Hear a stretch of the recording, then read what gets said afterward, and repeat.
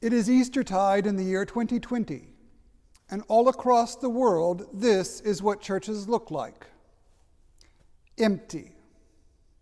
The coronavirus pandemic has put most forms of public worship on hold, and many churches, like ours here on Long Island, remain closed. During this time, we have had to adapt our worship to these changing circumstances. We have been recording Mass from a chapel in our home. Some priests I know have been live streaming Mass. Others have been using web conferencing technology to hold prayer services. I know many of you have been very intentional about setting aside time and maybe even space for prayer and worship at home. It has been a learning experience for all of us, to be sure. But this isn't the first time that Christians have had to adapt to new circumstances and employ new technology in the worship of God.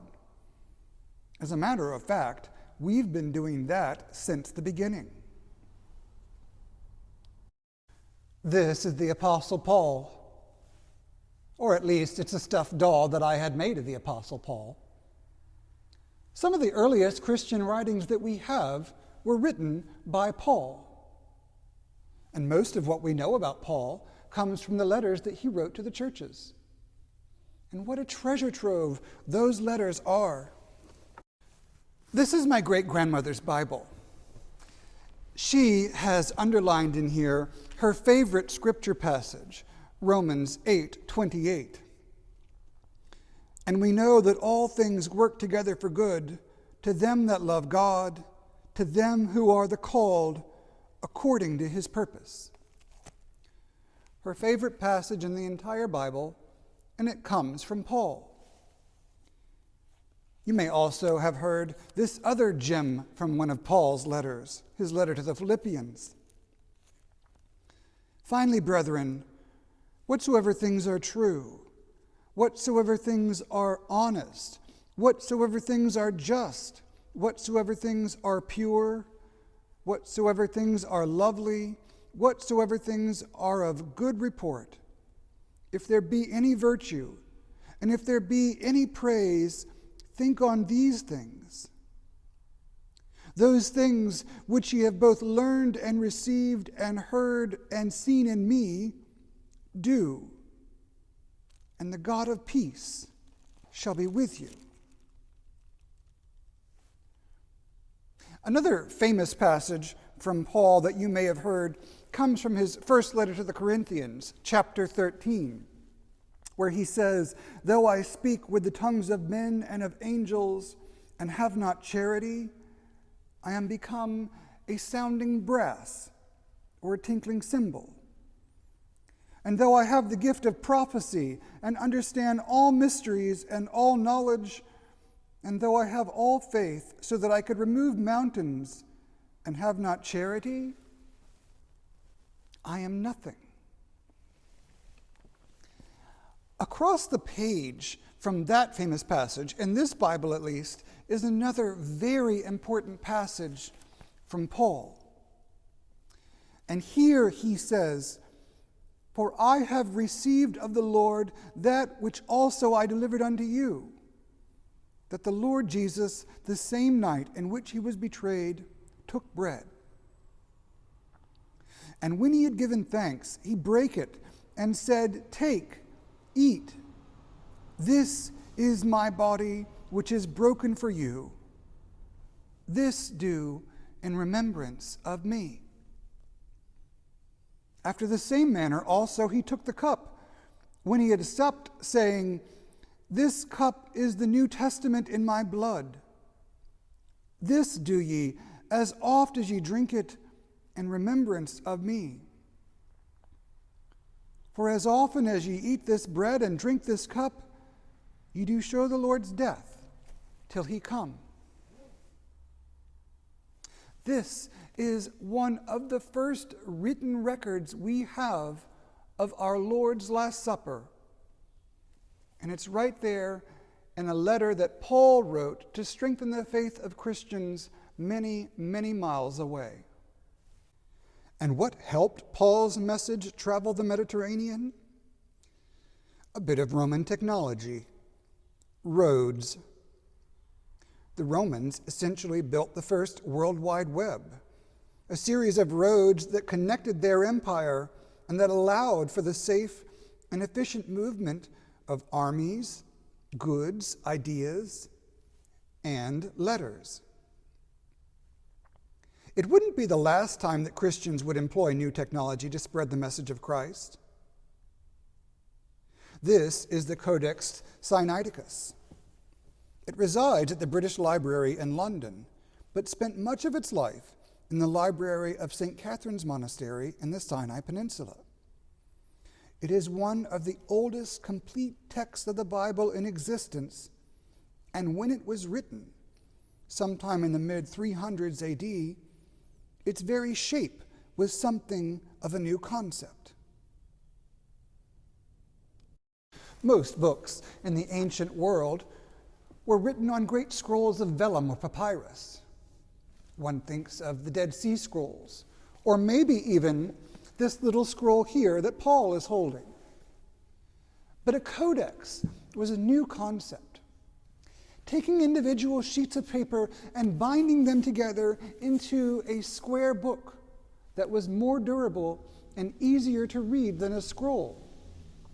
It was a new idea. It was new technology, and Christians took to it very early on. Books were modern technology that we used to spread the word of God. And we would do the same thing with the invention of the printing press, with the radio, with television, and now, of course, with the internet. We are an Episcopal church, which means that our worship life is shaped largely by the Book of Common Prayer. This book, which was originally written, compiled, and translated by Archbishop Thomas Cranmer at the time of the English Reformation, was something of an invention itself. Many of the services and rituals inside were not new, but the idea that every worshiper, every Christian could hold in their hands the sacred prayers and rituals of the church, well, that was a powerful new idea at the time. So we have a long history of using technology not only to spread the good news of Christ, to share the Christian message, but also in our worship itself. So although it may seem strange for some to be using their computers and iPhones to pray right now, we should remember that while Christians do not worship technology, we've been using it in our worship for a very long time. It's a tradition. But still, I know that many of you, like me, are looking forward to the day when the restrictions on public gatherings can be safely lifted, and we can once again gather as a body of believers in places like this to worship God again. Perhaps this time away has felt something like an exile. But the children of God have been here before. When the Jews were exiled in Babylon, their eyes continually looked back toward Jerusalem and longed for the day when they could return. The psalmist says in Psalm 137, "By the waters of Babylon we sat down and wept when we remembered you, O Zion. How shall we sing the Lord's song upon an alien soil? If I forget you, O Jerusalem, let my right hand forget its skill. Let my tongue cleave to the roof of my mouth if I do not remember you, if I do not set Jerusalem above my highest joy." Sometimes when you have to give something up, even for a short while, you really learn what it means to you. And that, friends, is what this video series is all about. Right now, while we are living in a time when we cannot gather for public worship, and when most of us cannot enter our sacred spaces, I want to talk about those spaces and that worship. I want to explore with you the symbols and the architecture. I want to walk you through the Mass and talk about its rituals and its gestures.